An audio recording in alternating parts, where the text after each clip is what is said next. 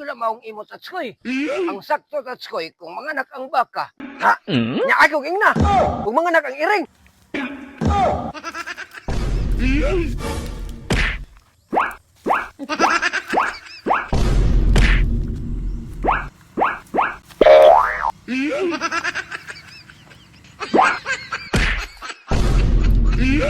O na James! Na magagikan! Dito ko! Nanganak ang ako bakal niya! Diba pagod ka buok! Tama mo ni James! May swerte kay kagaduhagin ka mo kanak bakal ni mo ni James! Swertihan ni mo ni James, no? Pero buyagin taon sa tsoyoy kay tagal kay kanak ako bakal! Nagagit ka na nung kanak ako bakal sa tsoy! Ano mga tao ang bakal ni mo ni James? Tarong ka nang imo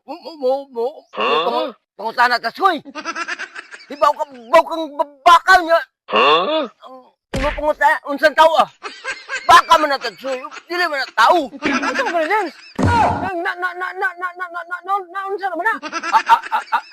Ayaw na lang yun. Pagkaibong tagsoy kay, dadaan mo na pagpalit. Amo ni James? Daan na gud na pagpalit ni James. Unsa ba na ni James? Murag di man kainana sa una ni James. Pasensya na kay ni James nga nakapangutanan di ko sa imong unsan tao ah. Kaya ako nagbase ra man ko sa ato katigulangan pod. Kay si Lula sa una, nay mga nakbaka mo ingon man siya unsan tao ah. May mga nakanding mo ingon siya unsan tao ah. May mga nakiro mo ingon siya unsan tao ah. Nasunod na po ko sa mga kapuhanan ni James. Wala kay bungon. Dili ko na maong imo sa tsoy. Ang sakto sa tsoy kung mga anak ang baka. Unsang baka ha? Kung mga anak ang kanding, unsang kanding ha? Kung mga anak ang iro, unsang iro ah. Dili sakto sa tsoy. Amo ba ni James? Ha? Nya ako king na.